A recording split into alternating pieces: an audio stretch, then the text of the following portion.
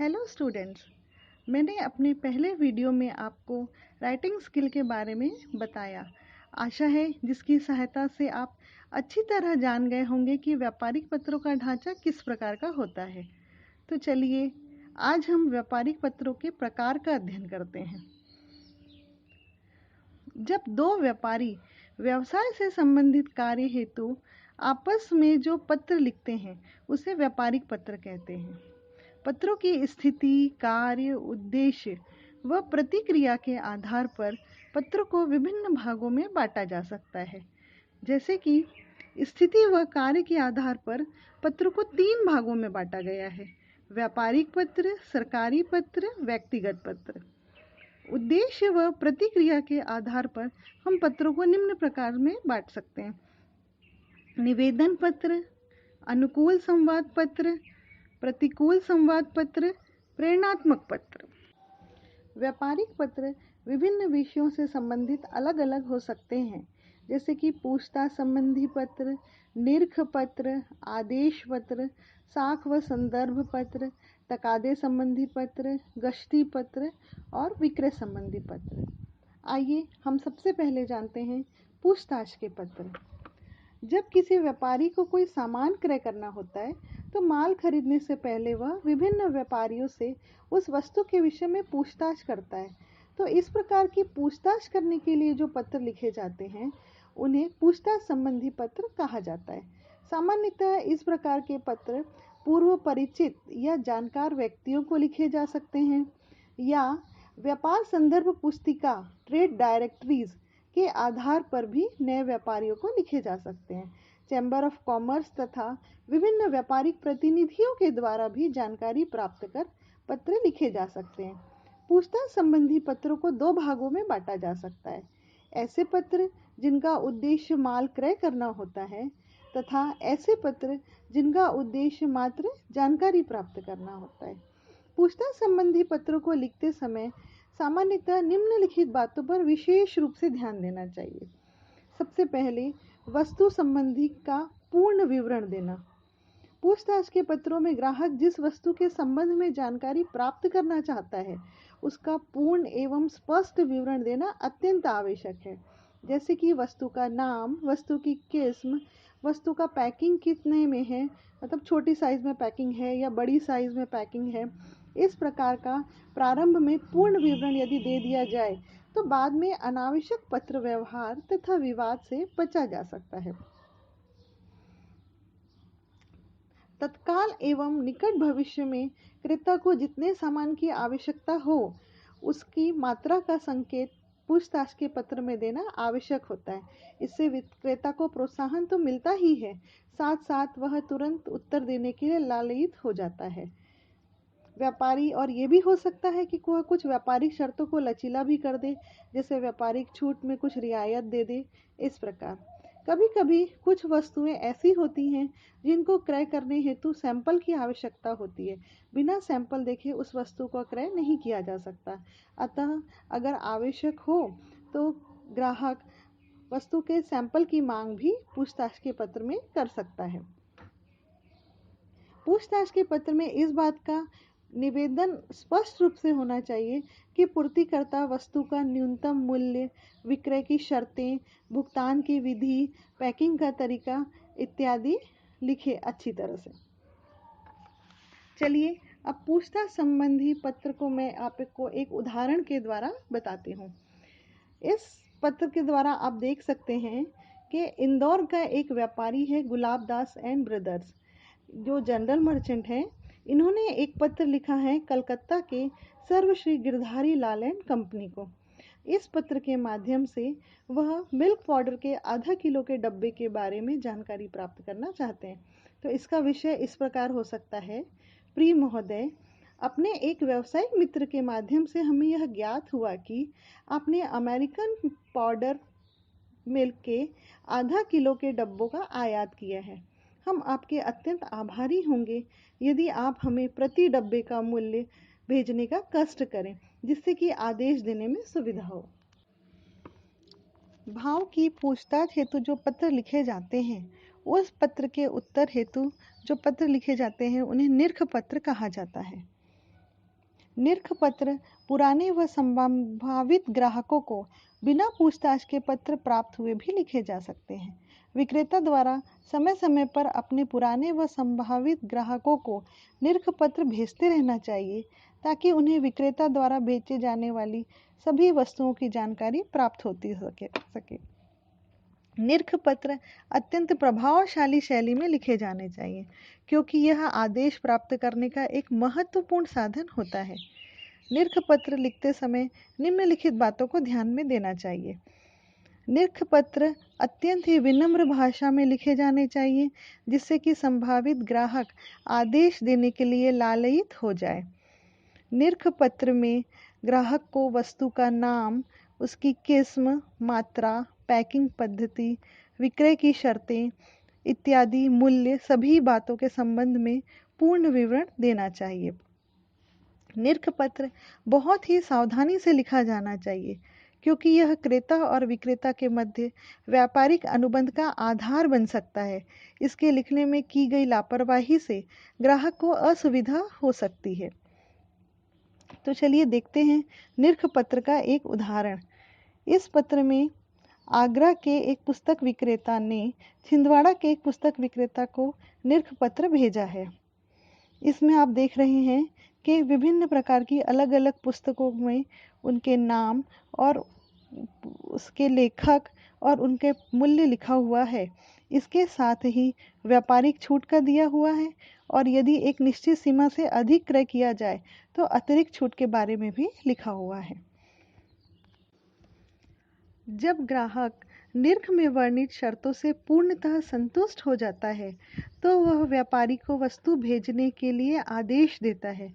आदेश पत्रों को बड़ी सावधानी के साथ लिखना चाहिए क्योंकि ग्राहक की ओर से व्यवहार का आधार ऑर्डर ही होता है जो कि एक अनुबंध बन जाता है। गलत वस्तु या मात्रा लिख देने से विक्रेता व क्रेता दोनों को ही असुविधा का सामना करना पड़ता है जो कि व्यापार की दीर्घकालीन व्यवस्था के अनुकूल नहीं होता। आदेश पत्र लिखते समय निम्न बातों का ध्यान रखना चाहिए। माल में वस्तु का नाम, किस्म, मात्रा, मूल्य, पैकिंग का ढंग इत्यादि सभी बातों के संबंध में स्पष्ट आदेश दिए जाने चाहिए। समस्त आदेश निरख में वर्णित शर्तों के अनुसार ही होने चाहिए।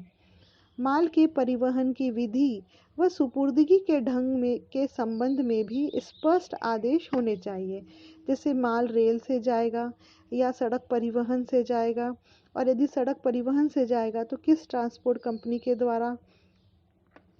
यदि आदेश किसी विज्ञापन, सूची पत्र या सैंपल के आधार पर दिया गया है तो ऑर्डर में इस बात का भी संकेत होना चाहिए कि विक्रय की शर्तें आदि कहाँ पड़ी गई हैं।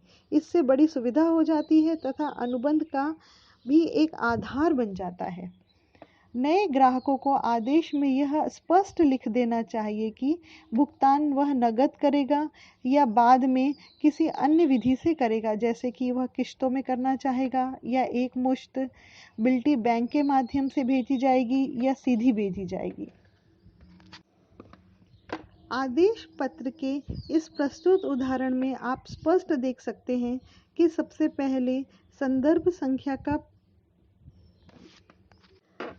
संख्या का उल्लेख किया गया है। माल भेजने की विधि तथा बिल्टी भेजने के बारे में भी बताया गया है। माल किस ट्रांसपोर्ट कंपनी से आएगा इसके बारे में भी लिखा गया है। वस्तु की मात्रा और वस्तु के अलग अलग प्रकार भी दिए गए हैं। क्रेता द्वारा आदेश पत्र लिखने के बाद समय एवं व्यापारिक परिस्थितियों के अनुसार आदेश पत्र आगे 3 और प्रकार से भी हो सकते हैं। आदेश की पूर्ति एवं पुष्टि पत्र, आदेश की अस्वीकृति पत्र, आदेश का निरसन पत्र। तो आइए सबसे पहले देखते हैं आदेश की पूर्ति एवं पुष्टि। आदेश प्राप्ति की सूचना पत्र का पत्र जब किसी व्यक्ति या व्यापारी की ओर से प्राप्त होता है तो सर्वप्रथम उस आदेश की स्वीकृति की सूचना आदेश देने वाले को भेजनी चाहिए। इस व्यापारिक पत्र को ही स्वीकृति पत्र कहा जाता है। स्वीकृति पत्र का भेजना व्यावसायिक शिष्टाचार है। जब किसी नए ग्राहक से ऑर्डर प्राप्त हो तो इसकी स्वीकृति विशेष रूप से धन्यवाद देते हुए की जानी चाहिए और उसका नाम ग्राहकों की सूची में लिख लेना चाहिए। सामान्यतः पुराने ग्राहकों की दशा में औपचारिक स्वीकृति पत्र ही प्राप्त होते हैं। यदि किसी नए ग्राहक से किसी विशेष रूप से बड़ा आदेश प्राप्त हो तो उस दशा में व्यक्तिगत रूप से पत्र लिखकर धन्यवाद देना चाहिए और प्रत्येक तरह से ग्राहक को संतुष्ट करने का प्रयास करना चाहिए। स्वीकृति पत्र लिखते समय निम्नलिखित बातों का विशेष रूप से ध्यान रखना चाहिए। आदेश की तिथि तथा क्रेता के आदेश का क्रमांक, वस्तु का विवरण, मूल्य, सुपुर्दगी की विधि इत्यादि का उल्लेख करना। ग्राहक को आदेश हेतु आवश्यक रूप से धन्यवाद करना। यदि ग्राहक पत्र में किसी तथ्य को लिखना भूल गया हो तो संबंधित बात के संदर्भ में आवश्यक रूप से उससे पूछताछ कर लेनी चाहिए। यदि किन्हीं कारणों से आंशिक आदेश की पूर्ति की जा रही हो तो इसका भी उल्लेख पत्र में कर देना चाहिए। आदेश की पूर्ति के साथ बीजक भेजना चाहिए और यदि आवश्यक हो व्यापारिक संदर्भ तो कुछ व्यापारियों के नाम संदर्भ हेतु मांग लेने चाहिए। यदि नियत समय में माल की पूर्ति करना संभव न हो सका हो तो ग्राहक को सही बात बताकर सहयोग मांगना चाहिए। कभी-कभी विक्रेता आदेश पत्र की प्राप्ति के तुरंत पश्चात माल भेज देता है तो कभी कुछ समय बाद, जैसी भी परिस्थिति हो उसका उल्लेख पत्र में अवश्य कर देना चाहिए। इस पत्र के उदाहरण के द्वारा आपको यह बताने का प्रयास किया गया है कि यह पत्र माल भेजने की सूचना का पत्र है। इसमें विक्रेता ने बिल्टी का नंबर, किस बैंक के साथ बिल्टी भेजी है वह लिखा हुआ है और यह भी लिखा हुआ है कि उसमें पत्र के में बीजक भी भेज दिया गया है। अस्वीकृति पत्र, कभी कभी ऐसा होता है कि विक्रेता संबंधित माल की पूर्ति करने में असमर्थ होता है, अतः इस संदर्भ में लिखे गए पत्र अस्वीकृति संबंधी पत्र कहलाते हैं। आदेश पत्र को अस्वीकृत करने के बहुत से कारण हो सकते हैं, जैसे कि माल स्टॉक में न होना, विदेश से माल आने में विलंब होना या नगर में किसी अन्य व्यापारी के पास उस माल की एजेंसी दे देना इत्यादि। अस्वीकृति पत्र लिखते समय निम्नलिखित बातों पर ध्यान देना चाहिए। अस्वीकृति पत्र की भाषा अत्यधिक विनम्र होनी चाहिए। अस्वीकृति के कारण का स्पष्ट उल्लेख हो। भविष्य में सेवा के पुनः अवसर का आग्रह करना। प्रस्तुत अस्वीकृति पत्र के उदाहरण में विक्रेता क्रेता के आदेश को इसलिए अस्वीकृत कर रहा है क्योंकि विक्रेता ने अपने माल की एजेंसी क्रेता के शहर में स्थित एक व्यापारी को दे रखी है। आइए अब देखते हैं निरसन संबंधी पत्र क्या होते हैं। कभी कभी ऐसी व्यापारिक परिस्थितियों का निर्माण होता है जिसमें आदेश देने वाला व्यक्ति स्वयं अपने प्रेषित आदेश को निरस्त करना चाहता है। ऐसे व्यापारिक पत्रों को निरस्त करने संबंधी पत्र कहा जाता है। पत्र को निरस्त करने के बहुत से कारण हो सकते हैं, जैसे संबंधित माल की आवश्यकता न रहना, संबंधित माल कहीं और से प्राप्त होना इत्यादि। इस प्रकार के पत्रों को लिखते समय निम्नलिखित बातें ध्यान में रखनी चाहिए। जिस आदेश क्रमांक को निरस्त करने के लिए पत्र लिखा जा रहा है उस आदेश क्रमांक का उल्लेख अवश्य होना चाहिए। आदेश को निरस्त करने के लिए जो कारण है उसका स्पष्ट उल्लेख होना चाहिए। निरसन संबंधी पत्र आदेश पूर्ति के पूर्व विक्रेता के पास पहुंच जाना अत्यंत आवश्यक है। ऐसे पत्रों में पुनः यह आश्वासन देना चाहिए कि विक्रेता को इस घाटे की पूर्ति भविष्य में अन्य आदेश से की जाएगी। मैंने यहाँ आपको निरसन पत्र के 2 उदाहरण दिए हैं, जिसमें पहला पत्र आप देख सकते हैं क्रेता ने इसलिए लिखा है क्योंकि वह निर्धारित समय में क्रेता तक माल नहीं पहुंचा पा रहा है। दूसरा पत्र क्रेता ने अपने ग्राहक के दिवालिया होने के कारण आदेश को निरस्त करने हेतु लिखा है। इसमें क्रेता ने जिस ग्राहक के लिए माल का आदेश दिया था वह ग्राहक स्वयं दिवालिया हो गया, अतः क्रेता आदेश के निरसन हेतु पत्र लिखा है। आशा है इस संपूर्ण स्लाइड से आपको पत्रों के प्रकार अच्छी तरह समझ में आए होंगे। बाकी पत्रों को आप नेक्स्ट वीडियो में पुनः मुझसे मिलेंगे।